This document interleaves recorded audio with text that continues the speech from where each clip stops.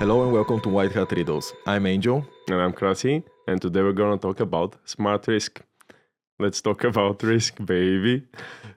All right. So, jokes aside, as we know, there are many threats for the organizations around the world right now. Be it war, be it threat actors, be it hackers, or anyone else, and we need a proper way to estimate the risk for the organizations based on different types of analysis. Now, there are many ways that we can estimate risk, and many different types of risk that organizations can have. But in cybersecurity, there are specific types of rules and standards that have been applied for many years now. And I think that we can start from there and we can see where the origins of risk classification identification starts. Sure, I would start with the traditional way, because right now we're 2025. There is AI, machine learning, a lot of threat intel data. So right now the risk estimation is not what it used to be 20 years ago. 20 years ago, or maybe 15, 25, I don't know how many, there was something called CVSS scoring calculator. This thing is still nowadays in place and still mostly used as the foundation layer, the base, which is used for risk estimation, for vulnerability risk estimation, right? There is different types of risks, as you suggested, for vulnerability and weaknesses risk estimation. Now, what is the CVSS scoring system? What comes to your mind when you think about calculation metrics eventually? Well, usually when you use a scoring system for something, it's just to easily realize which thing is more important or more efficient or something like this. Let's say 100% correct, or in poker, like 70% chance of something to happen. That's exactly, you nailed it. What's most important and what's most effective. So the thing is, the traditional scoring system only analyzes what's most important based on static data. It doesn't consider the context of the organization, doesn't consider your employees, doesn't consider the actively exploited, the active exploitation attempts by malicious actors on the internet. So that's, I would say, a pretty dummy and old school way to estimate risk. Before we have all these additional sources of data, that was the only way, that was the de facto standard for estimating risk. Now, let's talk about what's the components of the CVSS in this foundation so that we can build a smart risk estimation. Because in order to build something smart, you need to have something static first. You need to have something which is already well established, a base, and then on top of the base, you start building the different floors. Yep. So the first thing that comes to my mind is the attack vector. Usually some vulnerabilities and some weaknesses detected require local access to the system. Others, they can be exploited from the internet. And that's something that people are not considering when they are performing their risk estimation analysis. They would not, very often they run some scanners. So first, to identify weaknesses, I think it makes sense to actually share how we identify weaknesses. We start by analyzing the systems, gathering information about what systems are in the network, and then we create like asset management, asset attack surface, which is allowing us to identify the systems that can be exploited somehow. And then we start with information gathering about those systems, what ports are running on the systems, what services we have in place, what's the operating system, and more and more. And only then we start with active scanning, which is trying to identify vulnerable components on that system and to suggest if something is weak or vulnerable. And that's the first metric, actually, the attack vector. So usually when we estimate the risk in the traditional scoring system, we definitely have to consider if the vulnerability, the weakness can be exploited from internet, or you need local access to the system, or maybe you need to have someone in the network, malicious actor who resides in the network, and that's the way they can exploit the vulnerability. Then the second factor that comes to my mind is the attack complexity. Some vulnerabilities are easier to exploit than others. Apparently, if you see something which is well-known, there is an exploit developed, I can go to Google and literally in 5 seconds I can download the exploit code. That would suggest that this vulnerability is pretty easy to exploit, right? In comparison with, let's say, I have a weakness which requires me to develop a piece of code, exploit, by myself so that I can exploit it. Or there is a vulnerability, but the vulnerability is not very well documented. I don't really know what exactly is the weakness, how to exploit it, and how to get on the system. And that's actually the attack complexity. How complex is it for someone to exploit this vulnerability? Mhm. Now, let me ask you something. Which is more complex to exploit? Apache service, which is running Mhm. on a web server. It's visible to the internet users. Everybody can reach the system. There is an exploit available. You can simply go to exploit DB, download the exploit, and execute it.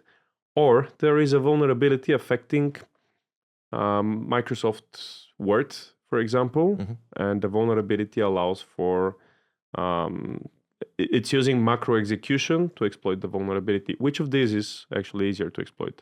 Well, from the business side, if I had to think about it as a non-hacker guy, I would think that the Word one is more kind of it's easier to exploit because of the people that use it. Just because, with the Apache server, when I think about it, usually network engineers, people who are capable of distinguishing between different types of attacks, where if someone exploits Word, usually the people that use Word, or most of the time, they'll be uneducated on the cybersecurity parameters. So that's why I would think it's Word. All right, that's an interesting proposal. However, we should consider that one is visible from the internet and there is an exploit available. So literally in 5 seconds time, I can go and download the exploit, and then 1 minute later, I can already be on the system. I could exploit the system in 1 minute. The other one requires me to interact with the user, deliver an exploit.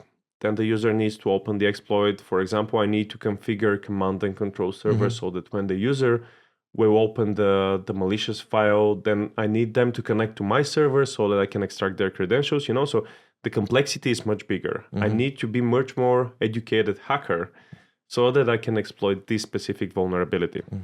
But this is like what the different type of complexity that I would think, because in, let's say, for example, when we talk about these types of exploits, we usually, at least on my side, usually kind of like diminish the importance of these different types of actual steps where someone has to perform, because I didn't think about, the user has to perform something, For me, is Word, I'm using it every day, very easy to hack them.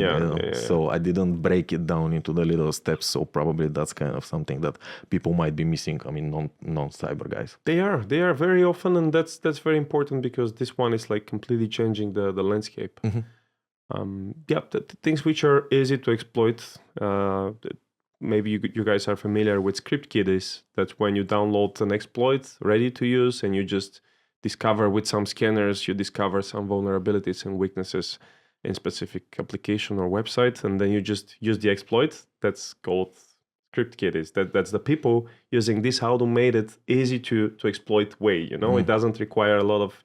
You don't have to be graduate from Harvard to exploit it. I think we need a new term, GPT kitties. It could be. I never thought of this one. I think we need to coin it out. And we need to trademark it. Indeed, I never thought of this one. Yeah. But I think we're gonna talk later about these types of like the use of AI, LLM in these types of things. Correct. We don't want to jump ahead. Let's talk about privileges. Yeah. That's another misunderstanding. A lot of people think that vulnerabilities are equal in terms of privileges required to exploit. That's not true. Some vulnerabilities, as I suggested with the Apache server, for example, you can probably exploit it without any privileges required. You don't need to be an administrator on the system. You don't need to have root accounts. You just go, see the system, scan, run the exploit, and bam, you're in the system already. You hacked the system. Then let's come back to the example with the macros, with the Word macros, where we imagine you get access to the system somehow, but the user does not have administrative access on the system. And you probably work in an organization which is well protected. They implement some additional security controls for the systems. So this user, even if you send them an executable, a malicious executable, and they will try to install the executable, if the organization has some measures in place, the user will simply not be able to execute the file. which means that probably you need privileges. If you have administrative credentials, then this specific weakness, it can turn into something very bad, much bigger disaster, Yep. literally. So that's where the privileges come actually in play. And then user interaction, that's another component. Usually we say that the weakest link is the user. If there is no user, usually there is no vulnerability. There is user, there is problem. I think problems. I don't think we say it. I think statistics show that actually the user is the problem most of the time. And when you say authorization, what comes to my mind immediately? All these things after released all of LLM models and stuff, where people started putting their API keys and stuff like this in LLM files, and you can just essentially find them and authorize the use of someone else's credentials. I found it kind of funny, because probably usually it used to happen in public repos, probably in some open source projects sometimes, maybe, but not for something super important. But when they started linking in the LLMs, I think it was a little bit too much. Something that you would think is such a common knowledge that you shouldn't be leaving something like this, and then big companies had these keys exposed. So it's not the authorization that you gave as an example for the computer. It's not necessarily always the authorization that people actually use in different types of software systems. It's not only the Windows type of authorization. There's many different types of places where privileges can be escalated, and then you can get access in online platforms. Sure, and especially in small organizations, usually the good practice is you create one credential set, and you send it over to all your colleagues, right? Yeah, probably. Everybody is using the same username account, Ninja123, and the password is the first $1 and something else. But that's understandable, because small organizations, they don't actually have the resources to buy 5 or 10 different accounts for the ERP system, for the sneak security code scanner, for the CRM system. So that's why they very often use the same credential set, and they share it with 5 or 10 people, which is a terrible thing. Don't do it, guys. I mean, that's the easiest way for somebody to get in the organization, and the most untraceable way. So once you provide your credentials to someone, game over. You can never trace who was the leaked user, who was what was the problematic system, simply because you have 10 systems with the same access. So how can you know which system the attack originated from? But let's come back to the user interaction. So we already discussed that some vulnerabilities require user interaction, which means that they are more complex. Okay. If I need to manipulate the user to go and click on something, to download something for me, to visit a malicious website, provide some username and password, or give me back something, like share with me something on my email, that makes it so much different. So much more difficult, I would say. This requires the user to do something so that we can compromise their data. I think that's why social engineering and phishing training is some of the most important things for an organization. Yeah. Because you're essentially limiting the possible, let's say, exploitation of your whole system just with some what we consider trivial sometimes. When you work in cybersecurity, things like don't click the email become trivial. But if you're an accountant for a small company, or you're managing 100 companies, you get 20 invoices per minute or something like this, or you use a big software, you don't always think about it. And I think the biggest danger is routine. Because once you get into the routine of just, I have an invoice, I need to pay it, they have my email, and you stop thinking about maybe not everyone is a real user, I think then becomes the biggest mistakes. And one of the, let's say, the reminder of the password, right? Sometimes, the organizations usually change passwords every several weeks or couple of weeks. And I was kind of annoyed in the beginning of that, because it's just annoying, to constantly having to think about a different type of password. But this is not only a reminder for the organization to change the password, but you also bring back the security consciousness to the person. You kind of they start thinking again about this. Let me tell you something. According to the most recent security advices, changing your password frequently is actually dangerous. So that's something that is not considered secure anymore. Is it because of interception or? It's because when you change your password, usually you derive the new password from the previous one. You change one or two symbols, which means that if somebody cracks your old password, it's going to be pretty easy for them to guess your new password. That's one thing. And then the other thing is that now we see more and more phishing attacks, and it's easy for someone to trick us into believing that this is the correct prompt that we need to change our password. And I've seen a lot of people changing their passwords while actually providing the old password to someone. Yeah. So that's, I think, the reason.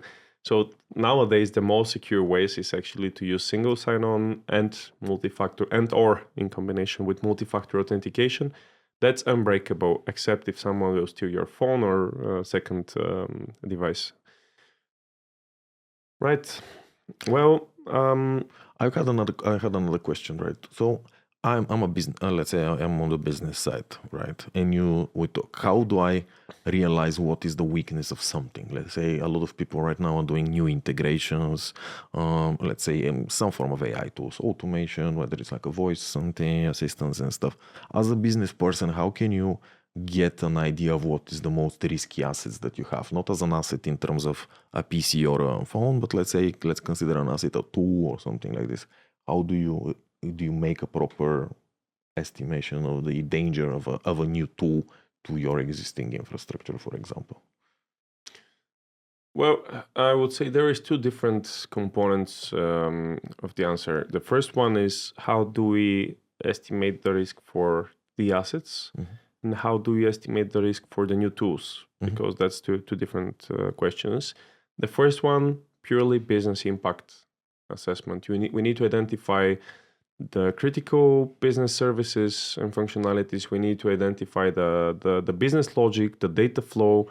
How do we operate the data? Is the system stored on this or that system? Who is operating the system?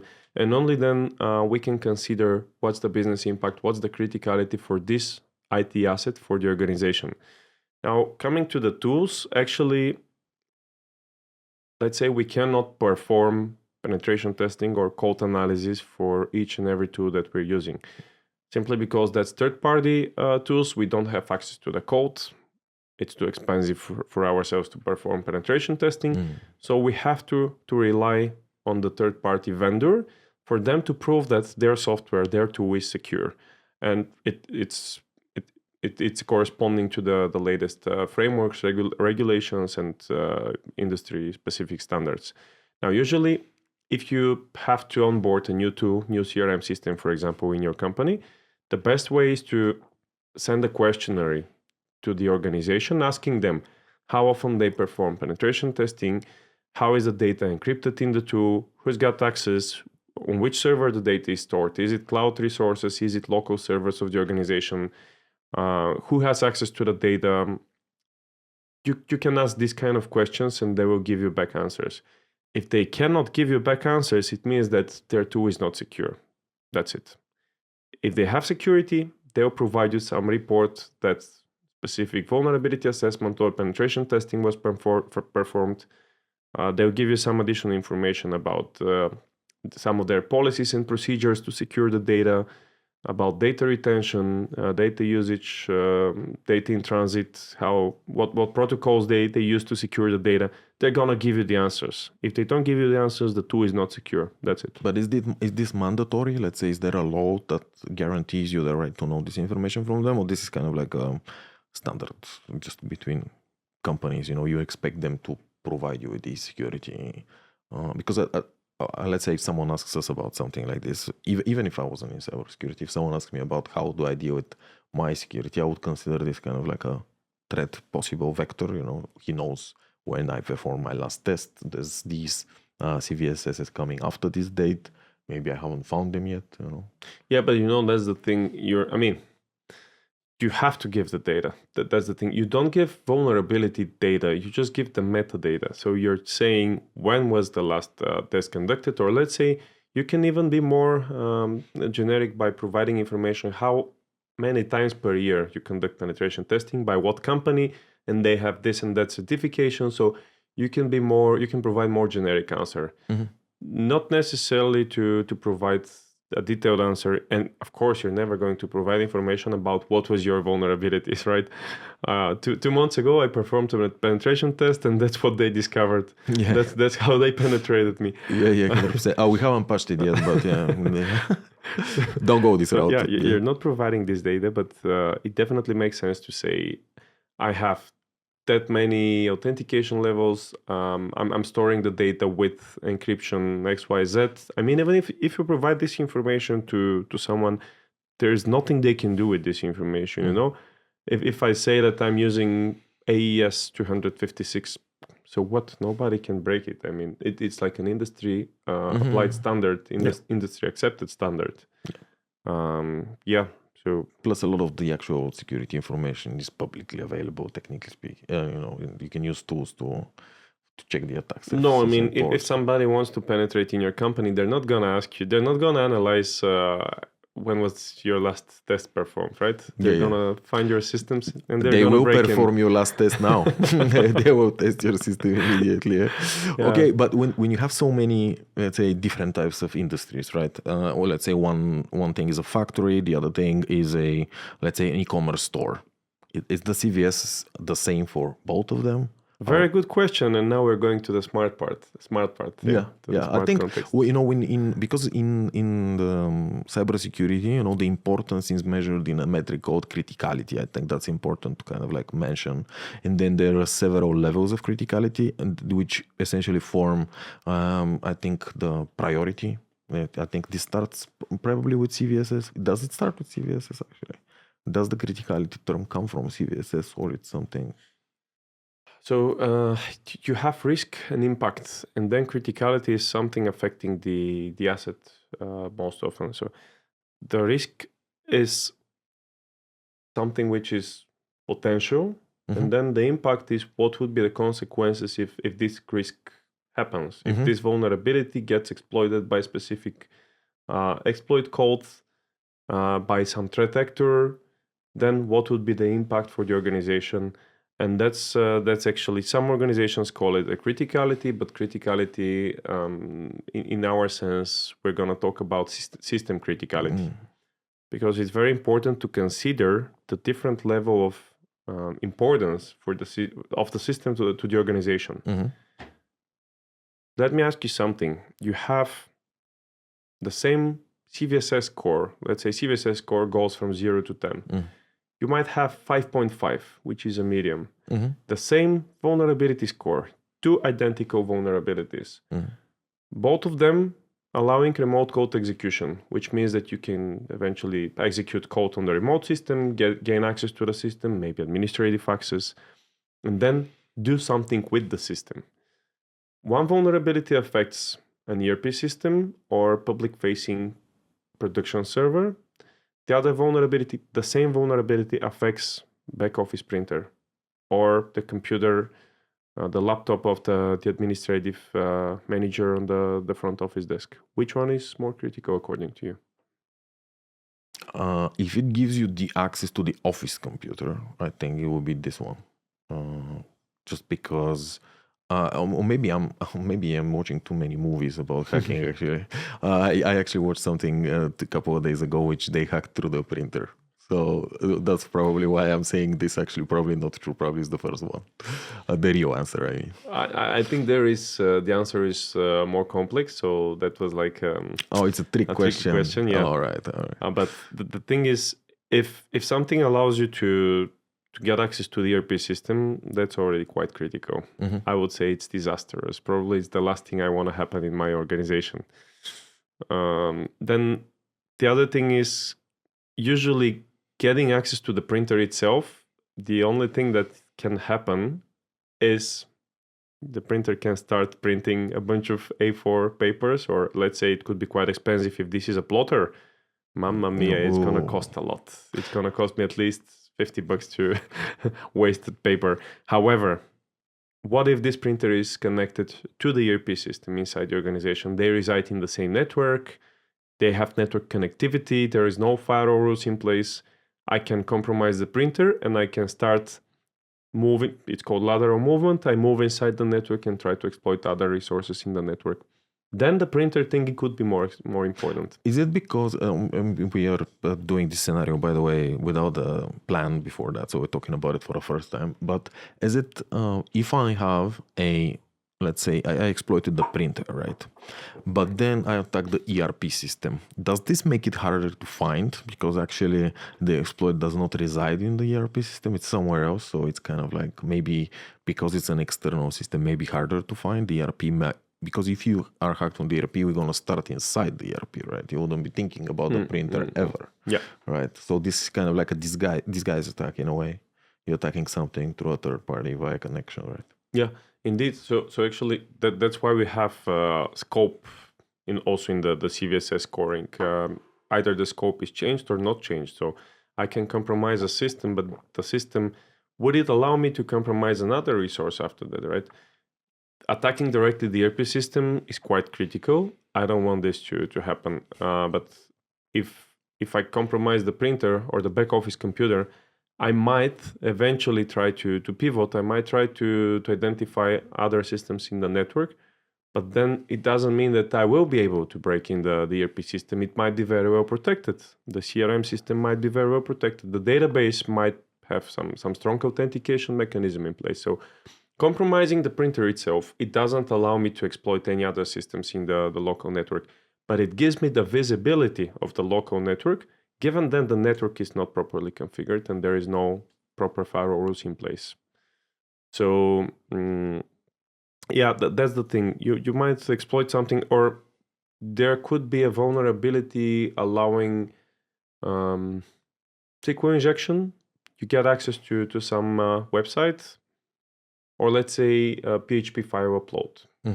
There is a website, it's running on a shared hosting system. It allows for the user to upload images or audio files, but you trick it to allow you to execute the PHP shell. And then you upload the PHP shell on the target system. You get access to the website file system where the website is hosted, to the server file system. And then you can deface the website. You can change whatever you want. You can download the contents of the website. However, imagine that after that, you can also get access to other file systems on the same shared hosting server, and then get access to all the websites which are hosted on the same server. Now, how is this? What's the risk? The risk is the scope is changing and the risk is much bigger. So one vulnerability affecting an isolated system which is hosting this very application, and the same vulnerability allowing access to shared server of the shared hosting provider and giving me access to 10 other applications, that's a completely different risk. But according to CVSS score, that's the same scoring for the two vulnerabilities. And this is actually quite common, right? I mean, shared hosting. I think there's a lot of hosting providers, probably because of the way that they rent from data centers, they provide like a pool type of thing, right? Where you essentially, you're not on the same address or something like this, but you are essentially residing your data on the same place where other people's data is residing, just probably for, as many other things, money. You're essentially saving from where they're renting, right? The hosting companies are rarely the owners of the data centers, right? They're probably renting from someone else. And again, as we said in one of the previous episodes, the cloud is not in the sky. The cloud is somewhere on the ground. It's a data center somewhere. So your data is not living in space actually yet. Well, it might be that the cloud is already in the sky, given we have so many servers, so many satellites already. Yeah, I think we should reconsider the balloons. I think it might be above the clouds. Yeah, true that. Data could be somewhere out there, 40 kilometers in the skies. How do you call data above the cloud? I think we need a next level. We need to ask some of our mates that deal with this. But let's come to I want to talk about smart metrics, right? Okay. Because we talked about the static data, the traditional way, and this apparently doesn't work nowadays. But before you move, I wanted to ask you something, right? I'm a business person, right? I hear about this thing for the first time. When you setting up our business processes, right? And when you tell me, there is, all these vulnerabilities are listed, we can see them, right? Why are they not solved? If you have access to all the vulnerabilities, why don't you just solve them? First of all, because that was possible 10, 15 years ago. Nowadays, the number of vulnerabilities simply doesn't allow for everything to be fixed. Imagine you have, I don't know, probably 10, 15, 20 vulnerabilities per system. And a lot of these are potential. A lot of these, they need to be assessed. They need to be justified. So it doesn't necessarily, vulnerability detection doesn't actually mean that there is a vulnerability. It suggests that there might be a vulnerability, eventually with the potential to be exploited, but somebody needs to penetrate. Somebody needs to try and exploit it. That's where penetration testing comes in place. But simply detecting a potential vulnerability because of specific signature, because there is some software version in place and obsolete version of the service, it doesn't necessarily mean that somebody can exploit the vulnerability. That's why the end goal should not be remediating all the vulnerabilities. It's impossible. You have so many IT assets. You have smartphones, laptops, cloud, satellite equipment. So this one results in a lot of IP addresses, a lot of vulnerabilities in the organization. And nowadays, the goal is not to remediate all. That's impossible. And also because a lot of vulnerabilities are affecting third-party software. So let's say I'm using some NodeKeeper, but I'm using the cloud version of the NodeKeeper. Do I have access? Can I patch the NodeKeeper? No, of course. I'm using the SaaS solution, right? So it's the vendor that they need to patch accordingly. So that's why we need to focus on remediating what matters to the organization. I would say 5% is like a good number. 5% out of the complete number of vulnerabilities, remediating 5% is already good enough. I see a lot of organizations struggling even to remediate the 5%. But you need to know what's the 5%, right? Which 5%? Which 5%? And then if I ask you now, let's say you perform risk analysis, you identify all the vulnerabilities in your mobile applications, web applications, servers, cloud, and etc. How would you consider which are the 5% top most critical vulnerabilities? If I have to choose 5, probably number 1 would be anything related to payments. Let's say, for example, if I have Stripe, let's say I'm an e-commerce site and I have a Stripe integration, I would definitely make sure that this is secure because there's a direct loss of funds, right, on every click. I would go from there. After that, I would consider something about intellectual property. Let's say, for example, if we are developing, let's say, medical stuff, the loss can be in the millions, billions, or anything like that. Any vulnerability that gives you access to any form of OT security device, let's say electricity, critical infrastructure, these will be super priority.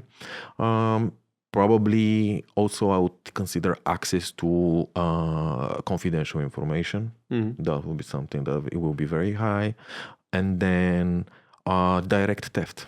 Let's say, for example, if I'm a financial company. I think you're talking about some business assets being more important than others. Right? For sure, yeah. And I think this is important to know. Let's say, obviously we have the people on the ground that are performing the tests and stuff like this, but in my experience, people that are doing the risk assessments are very business conscious and they make the decisions based on a lot of analysis, not exclusively on cybersecurity. As you said before, that the business impact has to be calculated in collaboration with the financial guys, with the accountant guys, with the people that make decisions about the product, so you can actually give the cybersecurity guy the actual business impact, right? Yeah, so you suggested OT security, you suggested systems which are responsible for payments, systems holding intellectual property. So how do we know which of the components are that they have this business criticality? The thing is, we need to perform asset criticality assessment. We need to know which assets are most important in the organization. You cannot treat all the systems the same way. Yeah. You just have so many different systems. You have hundreds and thousands of systems. Some of them are storing credentials, others storing databases.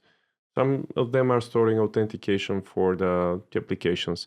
You need to perform analysis of your infrastructure, and you need to know what assets are most critical, and without what assets the business will not continue operating. Tomorrow, if I lose let's say I have my marketing team or my sales team, they have 10 laptops, for example. These 10 laptops are getting encrypted, ransomware attack. I'm going to live without these laptops for 1 or 2 days until I recover. Am I going to survive?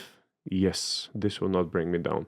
However, what will happen if my web application server, our Kikimora server, goes down for 2 days and no one has access to the Kikimora application? That's directly impacting my business, my proposition. And that's one of my most critical assets, right? So I would never want to have a situation when I'm going to lose this asset. So that's why I need to perform, need to have asset inventory, and then I need to know what asset is critical, high, medium, low.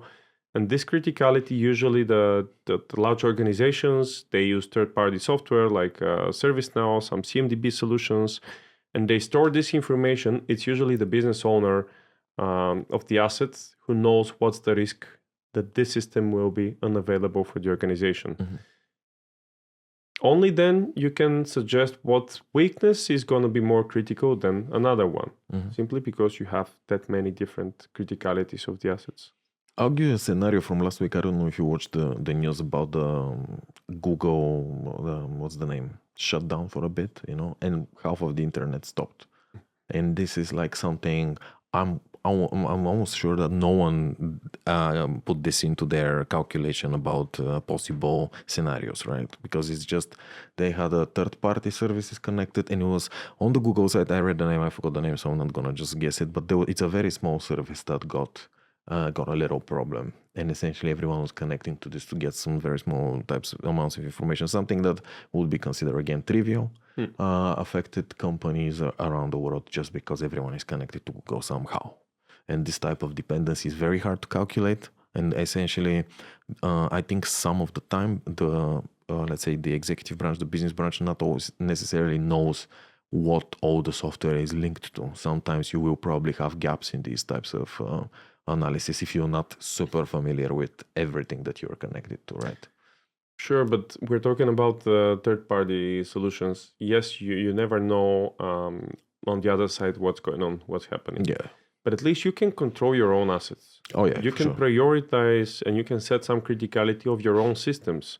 And better start when you're small and when you're growing, because once you become a large organization, there is no way that you can classify your assets and the corresponding data.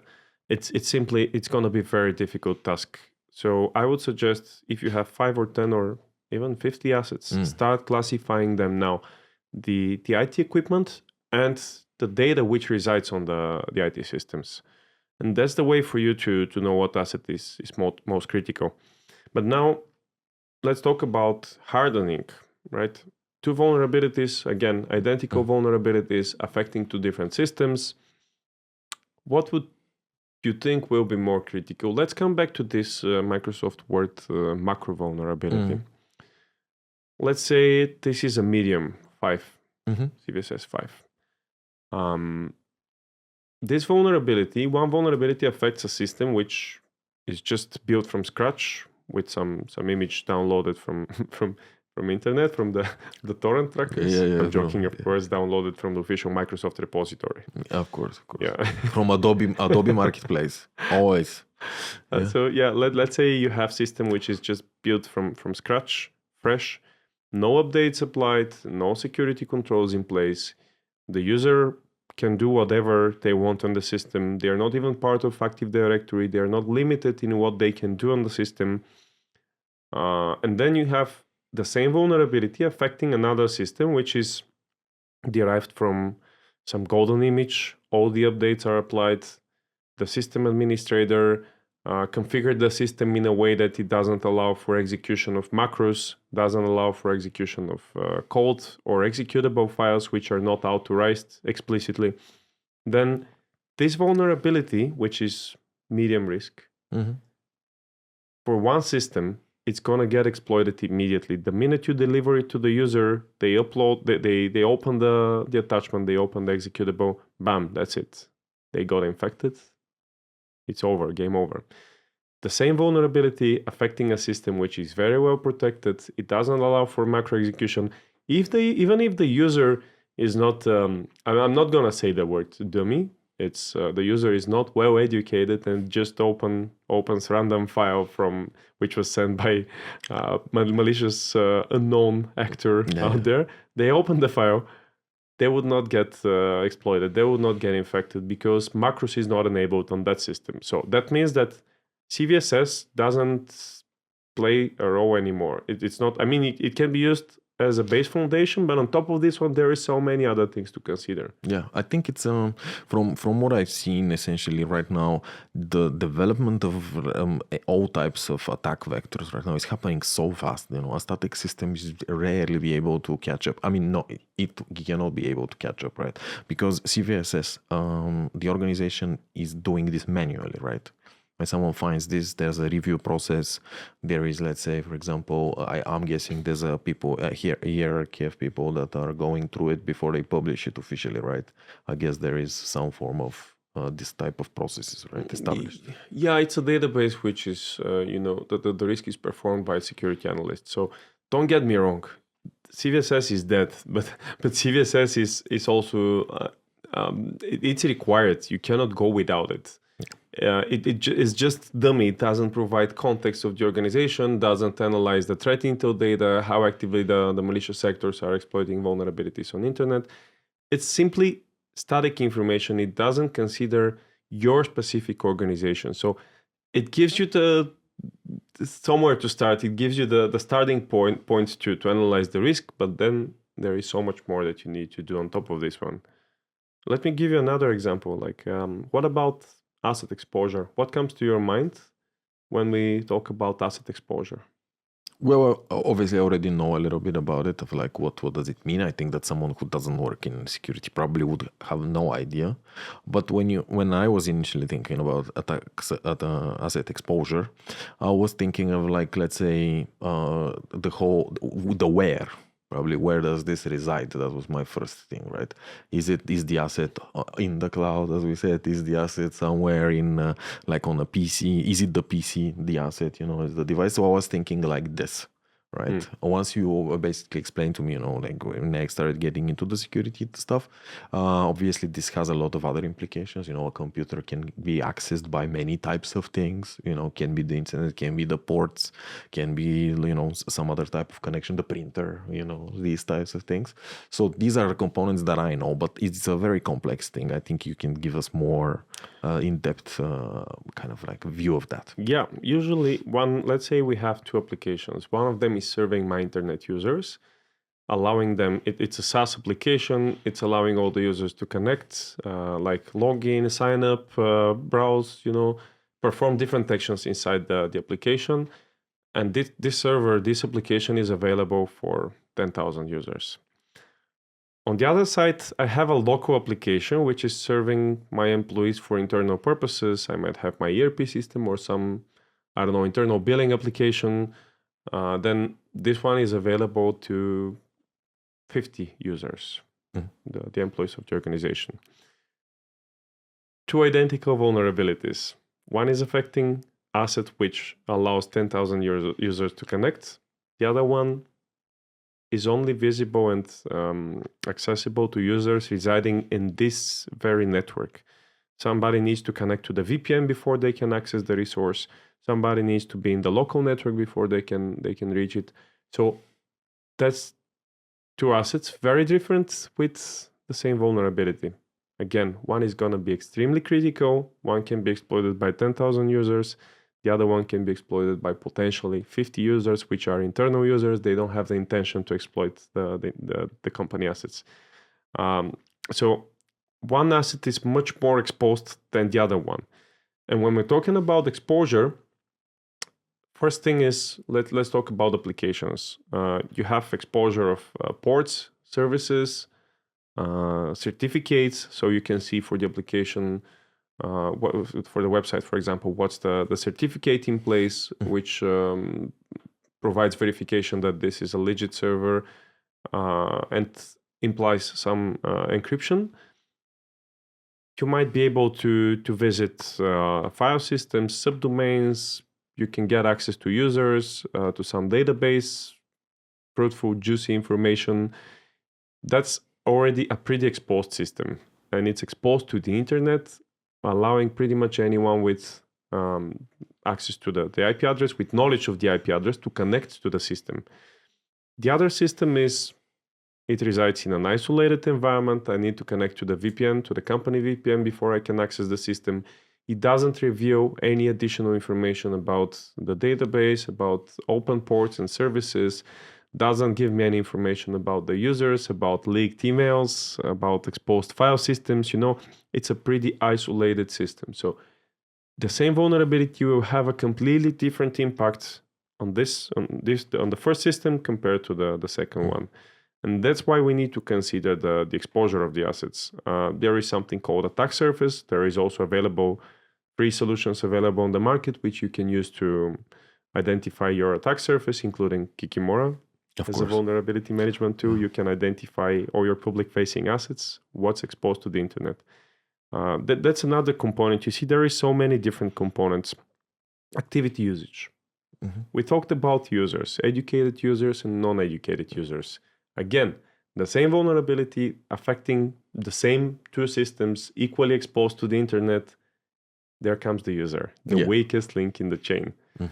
Imagine a user who is like going security awareness trainings every quarter, performing a lot of tests. He's being phished during social engineering campaigns a couple of times already. He's like a tough user. He's like the Rambo. So this user, he's Chuck Norris. He can never click a malicious link. He never opens unknown files. He's never providing information to unknown parties. Then the other user, he just started using computer 2 years ago. He's not aware of email security, doesn't know anything about phishing, doesn't know how it works in general. He's willing to apply for discounts in the gas station. So a phishing campaign which promises 5 cents discount, cents already, right? We're in the Eurozone now. Yeah. We're very close. So 5 cents discount from the gas station. This user is going to click. They're going to interact with the hackers, with the malicious guys. So it's very important to analyze how the user is using the system. How often we're visiting phishing websites, unknown websites, how often the user browses the social media or some, fake media websites. Yeah. So it's very important to analyze the user behavior. And that's one of the most critical components when we analyze the risk for the organization. The same system, the same vulnerability, the same exposure. One user is dummy user. The other one is extremely educated about cyber threats. They will never interact with anything that they're not familiar with. Here is your answer. One is getting exploited in a minute. The other one will never get exploited. So that's why when we're performing smart risk analysis, we also need to consider the user awareness.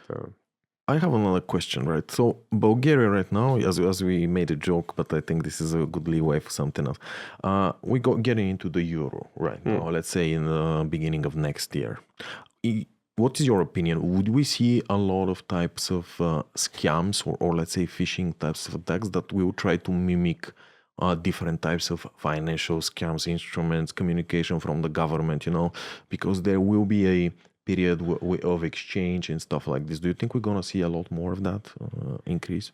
Yeah, I think we're going to see a lot of phishing campaigns related to the euro, especially impersonating banks which are making changes in their policies, and that's why you need to verify your bank account because they're changing the currency to euros. They'll ask you for some actions. Then the National Revenue Agency, they might send you some updates. You need to provide some updates about your revenue and about your IBANs because they are like registering the euro bank accounts in their system. I mean, there's going to be a lot of different approaches to this one, but I think we're going to see a huge increase in the attacks because of this one. However, I want to share with you a funny story. We recently performed a phishing campaign for a large organization, manufacturing company, and we tested the security awareness of, 200 users maybe.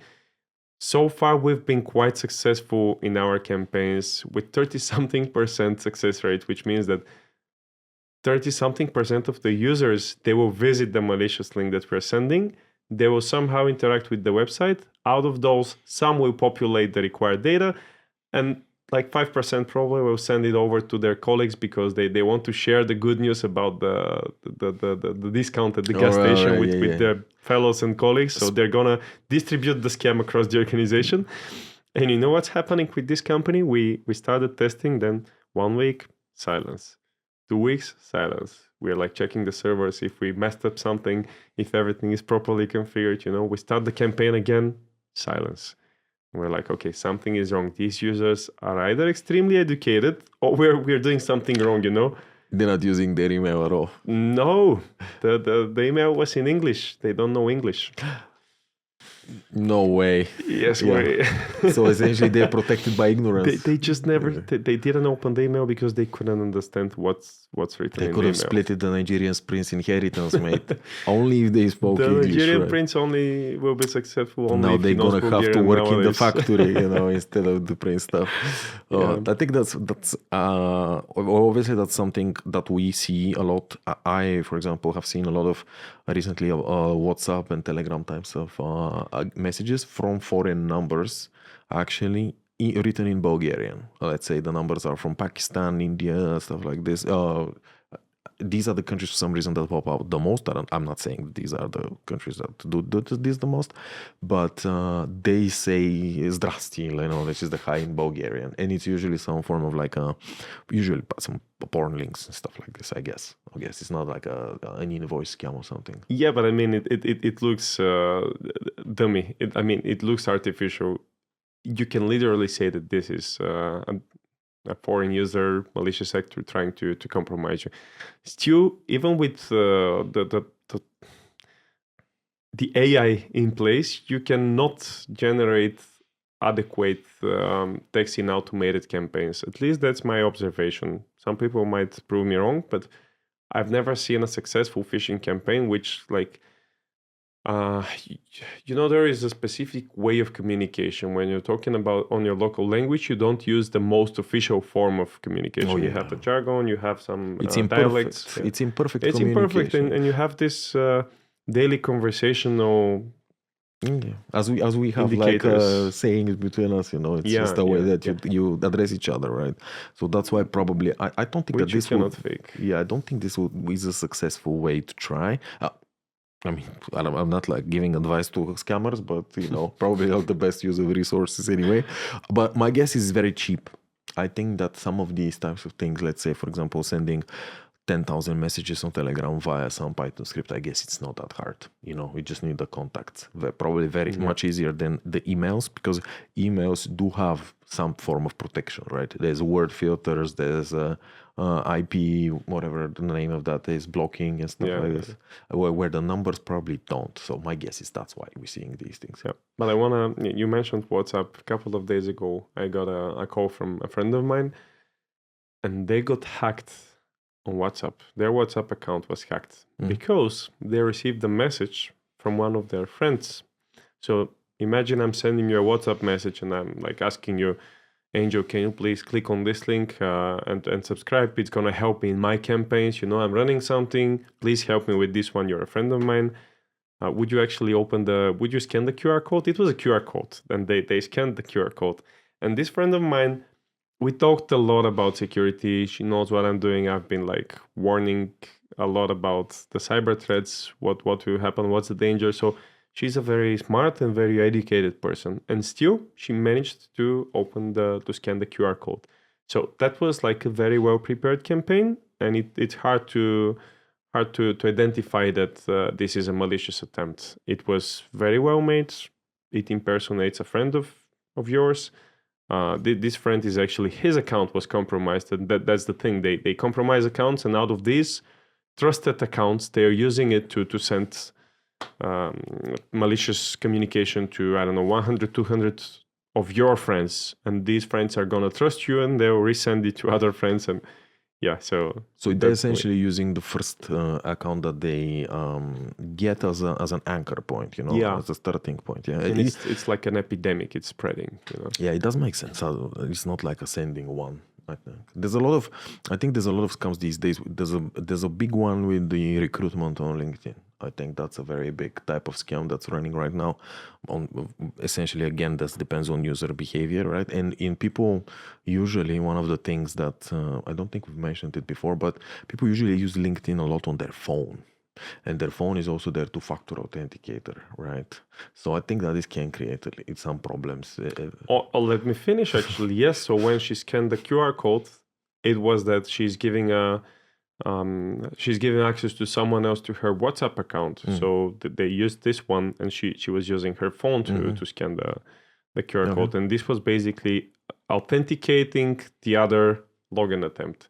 And then, she realized what happened. So the minute after, she disabled unlinked. That's very important. If this ever happens to you, you have to immediately go to the settings of your Instagram, WhatsApp, Telegram account, and so on. And you have to disconnect. You have to kill the running sessions, not yours. Kill the sessions which are unknown. If you kill yours, you're kicking out yourself out of the chat the chat application, and you're just allowing the hackers to be there. So make sure you kick the hackers out and you leave your running session active. So but last thing I want to talk about is what comes to your mind when we're talking about threat intelligence? Because right now we talked about the old school way of analyzing risk. We talked about context-based information, right? We covered the level of protection, how important the level of protection of your system is, how important the asset exposure is, which means how exposed your systems are to the internet, how important the user behavior is, so how the users are using your system, are they interacting with malicious content on a regular basis. But what we didn't talk about is the threat intelligence part and the hacking activities across the internet. So what comes to your mind?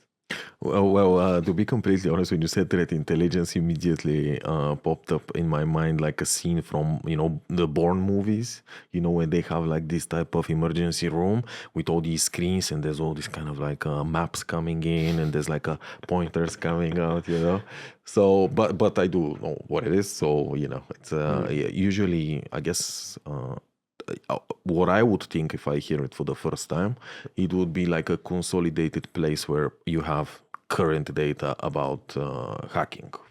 That's what I would think. Because it's essentially when you say intelligence, I guess because of American movies, maybe it's Eastern Europe only. Always think about CIA because that's kind of the intelligence, counterintelligence. But everything which is not artificial intelligence is already a good intelligence. 100%. So I guess that's why I'm going into the spy type of thing. But but there's probably a lot of tools that are run by are open source or probably available for to buy, I guess. Let me bring you back the example that we discussed already. So let's say you have one vulnerability which is medium. This one vulnerability affects two systems. Let's say they are identical. Let's consider the users on the two systems are equally aware of the cyber threats.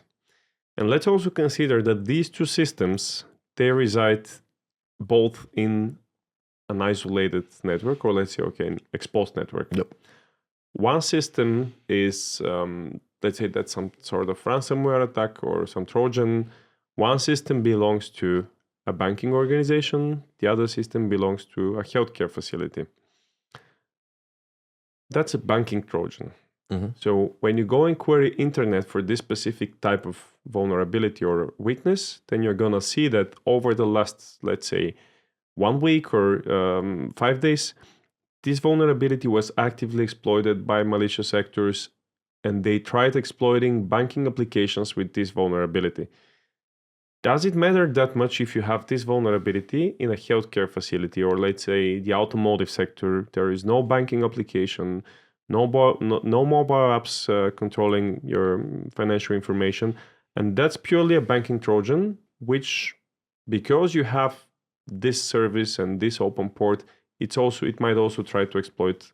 Someone might try to exploit this vulnerability on your systems as well. If that's purely a banking Trojan, the minute the system analyzes that you're not a banking organization, they don't care about you. They don't want to exploit you because the attack will not be successful. The next steps of the attack will not be successful. The next steps are compromising the Swift infrastructure, for example. So this vulnerability allows for access to the the Swift infrastructure, and then you can monitor payments, you can initiate payments from within the bank, and so on. This will not work in the automotive sector, for example, or the transportation and logistics industry. So that's why we also need to consider what organizations are attacked by what what exploits, by what malicious actors. Or let's talk about the war.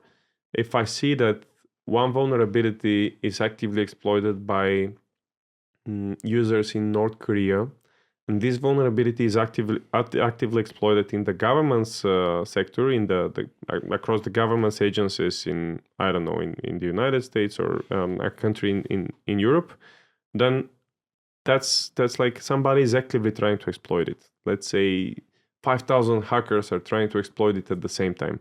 It's not the same as if this vulnerability resides on a server in Japan, for example, and there is no active exploitation in Japan. Nobody wants to target Japanese government agencies.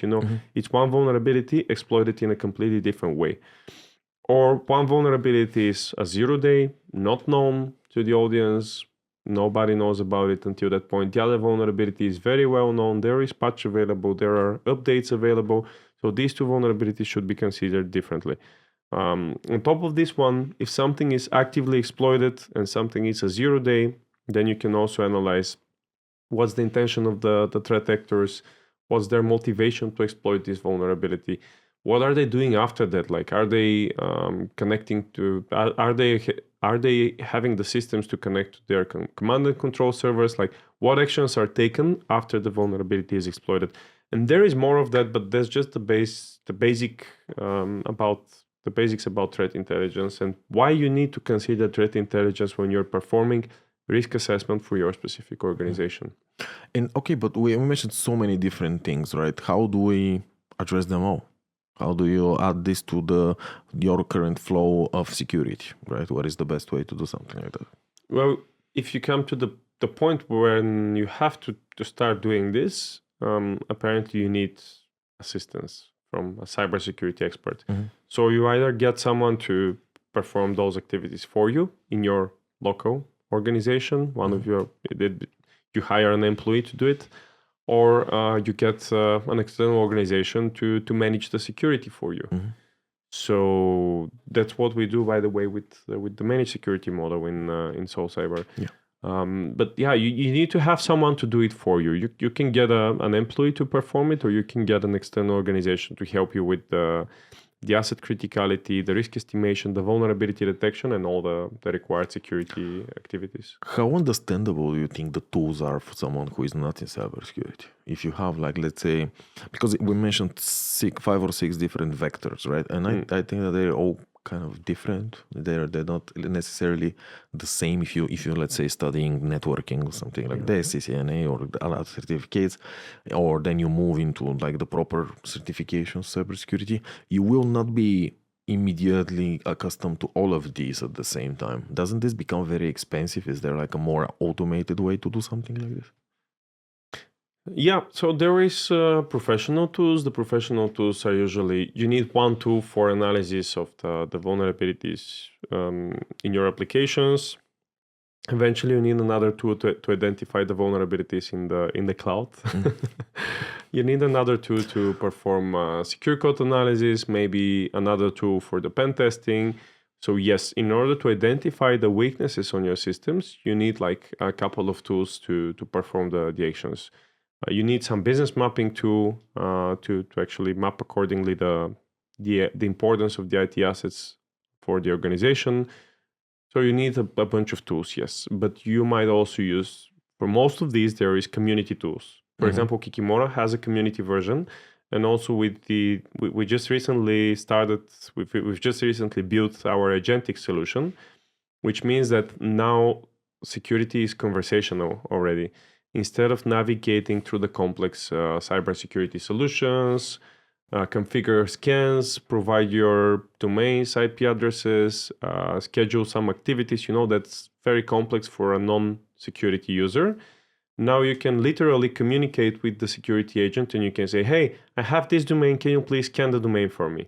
Can you give me the weaknesses for that application? Can you please tell me how to remediate this and that? Can you please structure this for me and tell me what's more critical than the other? It gives you actionable security insight. It allows you to communicate directly with the chatbot and then get access to get very easy understanding about the security. It literally makes security accessible to anyone. So I would say if you are a large organization, maybe you're an enterprise, you have some more complex environment, you have some broad infrastructure, a lot of devices, a lot of equipment, many different data flows, then you probably need some enterprise solutions and you need a team to manage this for you. Now, if you're just starting, let's say you have an organization with, 40, 50 people, 70 maybe, and you just came to the point when you started caring about cybersecurity. Maybe some of your customers are asking you, can you please let me know, with those questionnaires that we mentioned, can you please let me know how you perform security awareness trainings, how you perform security tests on your systems, how is the data stored? Your customers are asking you for this one. You need to give them something, or you have to comply with some regulation. You have electronic money license, or you have to comply with DORA if you're a financial organization. Then you need to start doing some security, right? And the easiest place to start is with agentic security. You can communicate with the security chatbot as if this is a real security person in your company.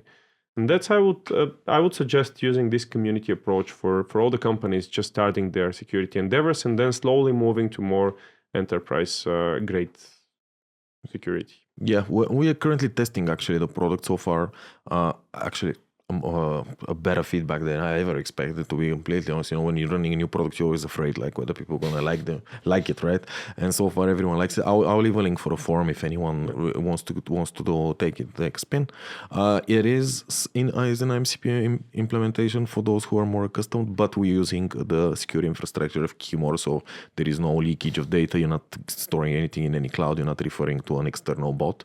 So essentially we built the security infra first, and then the implementation of the agent itself is, I would say, standard stuff, just referring to your local context, which is, as we said, for estimating risk.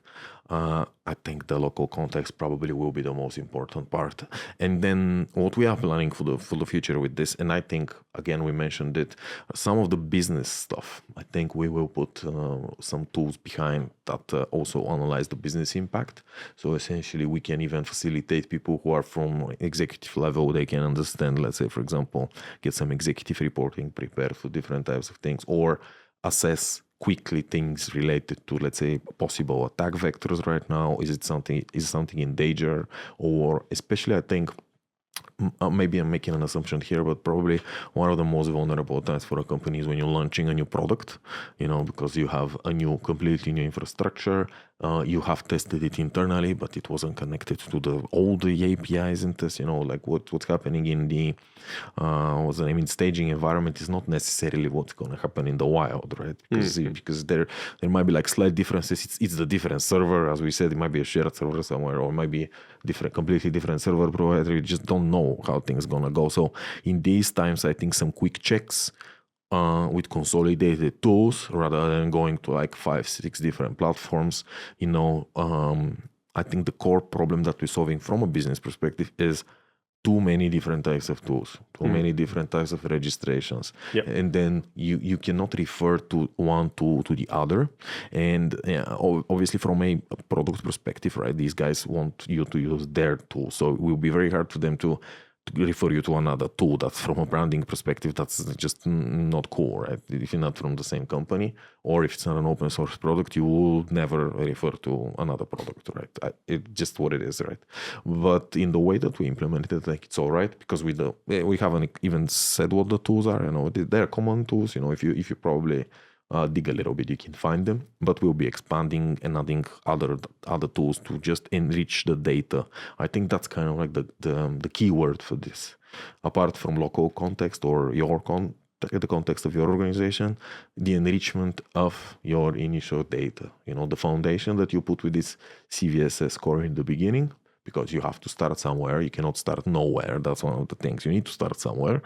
And the foundation right now is still CVSS for these types of things. And then you enrich the data. And every single enrichment that you do, you are essentially getting a clearer view of what is actually happening. You're improving with every different tool or different approach that we mentioned so far. You're improving your perspective of your own position and security posture, essentially. Yeah, just not on to what you said. Actually, in Kiki right now, we support asset criticality. So you can literally go and input what's the criticality and the importance of each and every asset to your company. So that's something that we already have in place. But yes, as you suggested, we're going to expand. We're going to integrate with ServiceNow, with other solutions, providing this information. So if you're just starting, I think it's a great way for you to start. As you grow, as your company grows, you're gonna need some additional data sources, maybe to connect different data sources. Maybe you source asset criticality from Microsoft, from some CMDB, EM databases, and so on. But yeah, to start with, that's a great and easy way. So I think we covered a lot of the aspects. We covered what's the static risk analysis, what's context-based security, what is the importance of threat intel data, and the monitoring the malicious actors' activities on the internet so that you can know what's most critical for you. And security is not one or the other. It's a combination of different components. It's like a puzzle, So the minute you collect all the pieces, you're actually building the puzzle, and that's where your risk resides. That's how you know if tomorrow you're going to get hacked, by who, what system is going to get compromised, what's going to be the impact, what data you're going to lose, and that's how you build your cybersecurity. So I hope it was insightful for you, and let's sum up, I think. Yeah, my last advice to you is once you assemble the puzzle, be careful with which user handles the puzzle after that. Because as we said, don't forget, the user is your, let's say, not the biggest enemy, obviously, but your biggest weakness. So take care of your employees, train them, give them enough context, give them enough time to learn, and you will live a very happy, safe life. That's my advice. And have a great day, and thank you for being with us. Thank you for being with us. Until the next time.